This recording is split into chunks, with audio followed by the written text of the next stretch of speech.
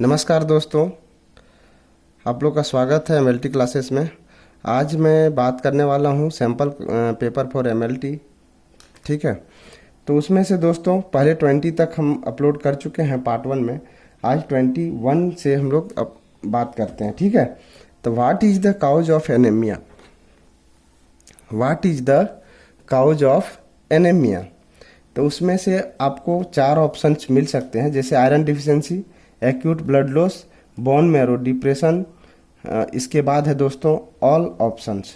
तो इसका सही आंसर होगा आयरन डिफिशिएंसी से भी एनीमिया होती है, एक्यूट ब्लड लॉस से भी एनीमिया होती है, बोन मैरो डिप्रेशन से भी एनीमिया होती है।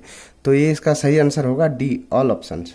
ठीक है, what is the commonest causes of anaemia in India? तो इसका दोस्तों 4 ऑप्शंस है, nutritional iron deficiency, haemolysis, bone marrow depressions, D skin pigmentations. तो सबसे कॉमन काउज क्या होता है दोस्तों? सबसे कॉमन होता है न्यूट्रिशनल आयरन डिफिशिएंसी एनीमिया। ठीक है, what is the common causes of haemoglobinuria? ठीक है, तो haemolytic anaemia, transfusion reactions, extensive Burns. इसका सही आंसर होगा दोस्तों all options.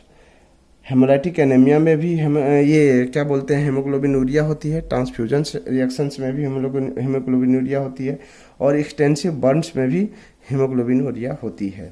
Hinge bodies in RBC can be present in which conditions?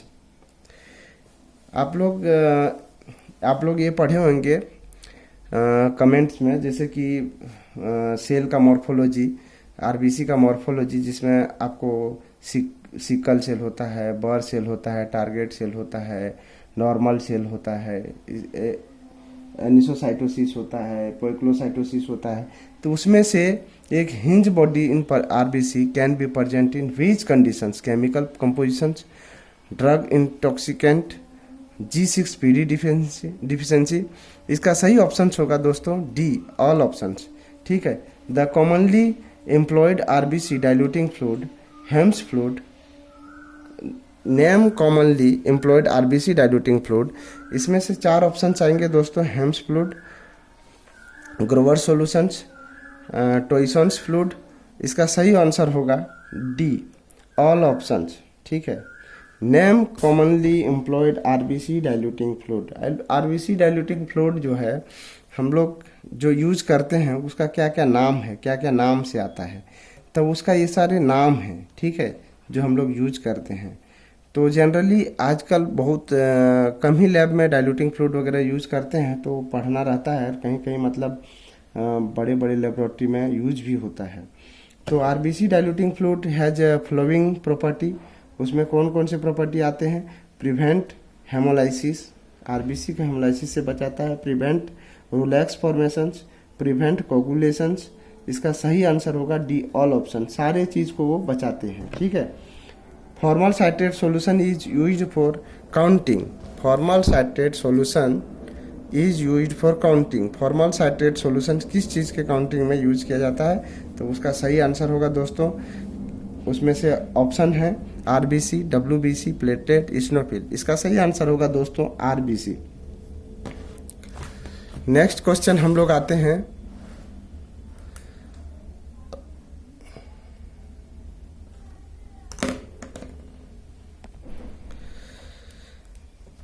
Which finger is most commonly used for pricking? Which finger is most commonly used for pricking? तो दोस्तों generally आप देखे होंगे, आप या तो कभी ब्लड देने गए होंगे या तो फिर कहीं किन्हीं का टेस्ट करते होंगे, तो लेफ्ट रिंग फिंगर जो हम लोग है उसी को यूज करते हैं। ठीक है, तो इसका ऑप्शन आता है A left ring finger, right little finger, C left middle ring finger, ठीक है, डी राइट मिडिल फिंगर। तो इसमें सही आंसर होगा दोस्तों लेफ्ट रिंग फिंगर। ठीक है, देयर इज खाली जगह dot marking on the RBC pipette. आप लोग आरबीसी पिपेट के बारे में पढ़े होंगे, तो आरबीसी पिपेट में आप लोग देखे होंगे दोस्तों कि उसमें मार्किंग होता है। तो उसमें कैसा मार्किंग होता है, तो आप लोग को ध्यान होगा कि 0.5 होता है और 101 होती है शायद। एक बार मैं देख लेता हूँ आरबीसी पिपेट को। आरबीसी पिपेट कहीं रखा हुआ है दोस्तों, नहीं मिला तो कल चलिए बाद में कभी दिखा दूंगा फिर, या तो बैक पिछले वीडियो में मैं दिखा चुका हूँ। तो उसमें कैसा होता है दोस्तों कि 0.5 मार्किंग होता है और डंबल होती है, डंबल में रेड कलर का डॉट होती है। उसके बाद आगे जो है 101 का मार्किंग होता है। तो उसमें कितना लेते हैं, ब्लड को लेते हैं 0.5 तक और डाइल्यूटिंग फ्लूइड को लेते हैं 101 तक, ठीक है। इसमें 1:200 का डाइल्यूशन होता है दोस्तों, ठीक है। Which counting chamber can be used for the counting of blood cells? तो न्यूबर्स काउंटिंग चैम्बर, बर्कर काउंटिंग चैम्बर और इम्प्रूव्ड न्यूबर्स काउंटिंग चैम्बर। इसमें सही आंसर होगा दोस्तों डी, ऑल ऑप्शंस, ठीक है। The process of production of blood is known as The process of production of blood is known as erythropoiesis, hemopoiesis, erythropoietin, none options। तो इसका सही आंसर होगा दोस्तों हेमोपोइसिस, ठीक है। इरेथ्रोपोइसिस में आरबीसी का प्रोडक्शन होता है। इरेथ्रोपोइटिन एक तरह से क्या बोलते हैं, इसमें किडनी में पाया जाता है, तो ये तो होगा नहीं, तो ठीक है। फिर नेक्स्ट क्वेश्चन आता है दोस्तों, after birth blood cell are produced in, after birth blood cells are produced in liver, red bone marrow, spleen, yellow bone marrow. आप लोग इसको फिजियोलॉजी में भी पढ़े होंगे कि रेड बोन मेरो में होता है, ठीक है। Erythropoietin hormone which stimulate red cell production is secreted by, A में किडनी, बी है spleen, C liver, D bone marrow. इसका सही आंसर होगा डी किडनी, ए किडनी, ठीक है। नेक्स्ट क्वेश्चन आता है दोस्तों,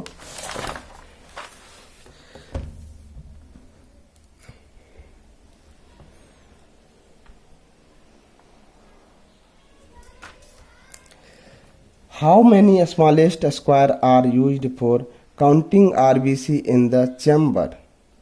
तो दोस्तों आप लोग न्यूबर्स काउंटिंग चैम्बर को आप ध्यान से देखे होंगे, तो उसमें अलग अलग मतलब वो लाइनिंग दिया हुआ है और खंड बना हुआ है, चैम्बर बना हुआ है। तो उसमें से दोस्तों ए में ऑप्शन है 16, बी में 200, सी में 400, डी में है 80।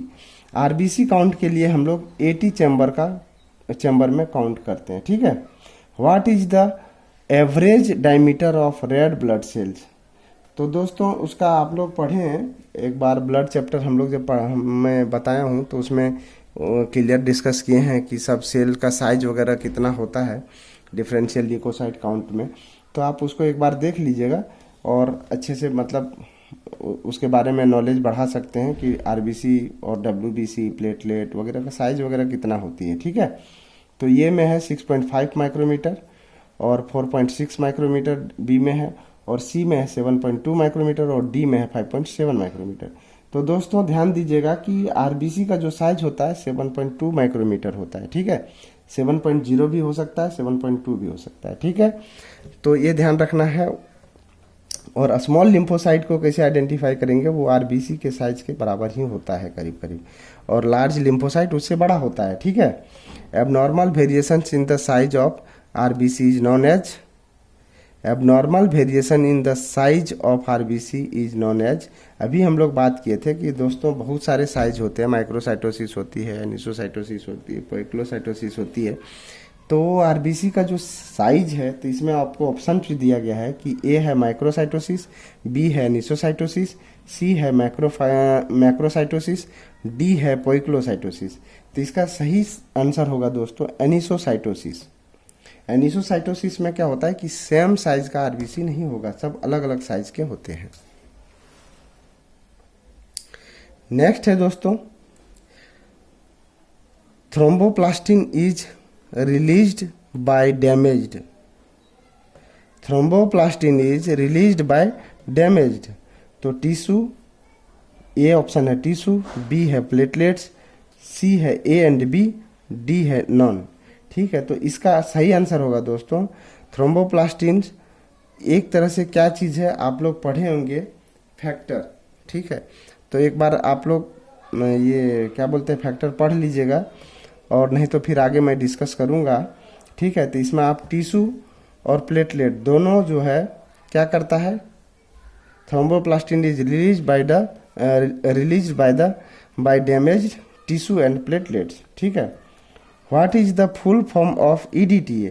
दोस्तों इसमें ध्यान देने वाली बात है कि आपको एक एक स्पेलिंग इसमें याद रखना पड़ेगा, क्योंकि ये जो है VBI क्वेश्चन है, ये जनरली मैक्सिमम एग्जाम में पूछे जाते हैं और ये बहुत स्टूडेंट को कंफ्यूजन होती है, क्योंकि सारे आपको एक जैसा आपको वो सिमिलर दे देंगे ऑप्शन, तो आपको परेशानी होगी। इसलिए एक एक वर्ड को आप लोग इसका मतलब एक एक स्पेलिंग को याद कर लीजिएगा। Ethylene diamine tetra acetic acid, B है एथाइलिन डाइटेक्सो एसिटिक एसिड, ठीक है। Ethylamino di tetra acetic acid, D है नॉन। तो वैसा आपको ये जो सिमिलर लग रहा है, थोड़ा सा इसमें अंतर है, लेकिन उसमें जो है ना सिर्फ यहाँ पे बीच में स्पेलिंग का मिस्टेक होगा दोस्तों, और उसी को मतलब वो कुछ करेक्ट करके आपको बताना है कि कौन से सही आंसर है। तो इसका सही आंसर है ये ethylene diamine tetra acetic acid. ये लंबा भी है, जिसके चलते इसको क्वेश्चन में रिपीट किया जाता है बार बार, और अच्छे अच्छे लड़कों से इसकी गलती होती है, ठीक है, क्योंकि उस समय आपके पास वक्त कम होता है, हड़बड़ी होता है। तो क्वेश्चन कभी भी आप एग्जाम देने जाते हैं दोस्तों तो घबराना नहीं चाहिए, आराम से पहले क्वेश्चन को पढ़िए, फिर उसको ये या तो आपको OMR शीट है तो OMR शीट को गोल कीजिए, या तो फिर आपको CBT है कंप्यूटर बेस्ड टेस्ट है तो उसमें आराम से टिक कीजिए, ठीक है। इसके बाद है match the following anticoagulant used for testing, ठीक है। Anticoagulant used for testing EDTA किसके लिए हम लोग करते हैं? Trisodium citrate, oxalate, fluoride and oxalates, ACD। तो ये सब जो है आपको ऑप्शंस भी दिए हुए हैं, sugar, CBC, blood banking, ESR, chemistry and PCB। तो दोस्तों इसको आप लोग खुद से कोशिश कीजिएगा एक बार मैच करने का, फिर मैं इसको अभी पेंडिंग रखता हूँ, या तो आप बोलोगे तो मैं अभी बता देता हूँ, तो सबसे बेटर रहेगा बता ही देता हूँ।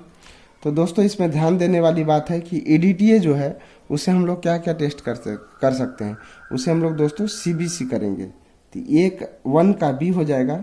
और ट्राइसोडियम साइट्रेट जो है दोस्तों, ट्राइसोडियम साइट्रेट वो होगा आपका ESR में, ठीक है, ESR में। ऑक्जिलेट जो है वो केमिस्ट्री एंड PCB में होगा, ठीक है।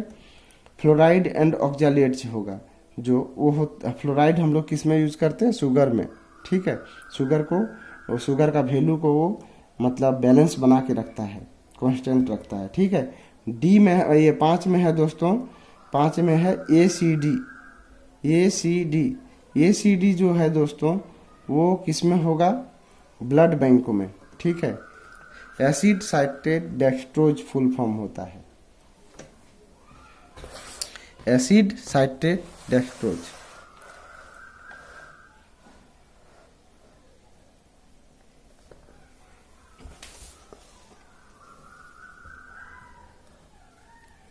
नेक्स्ट है दोस्तों, name the method used in estimations of haemoglobin.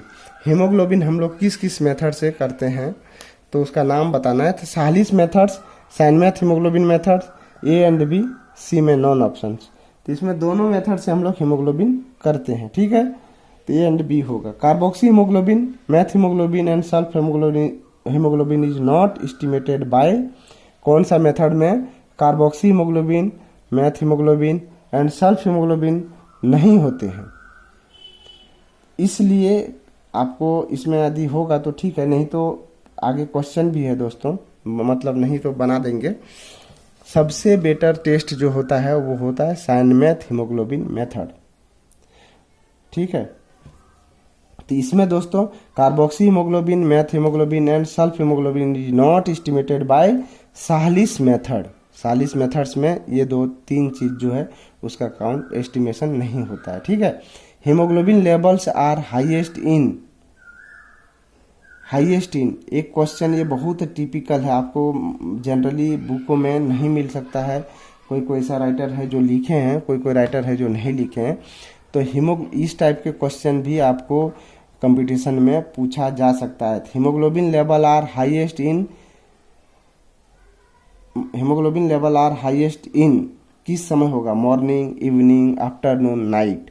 तो दोस्तों haemoglobin level are highest in morning, ठीक है। Haemoglobin level are lowest in morning, evening, afternoon, night, evening. धन्यवाद दोस्तों। यदि आप लोगों को अच्छा लगा होगा तो आपस में ज़रूर शेयर कीजिएगा।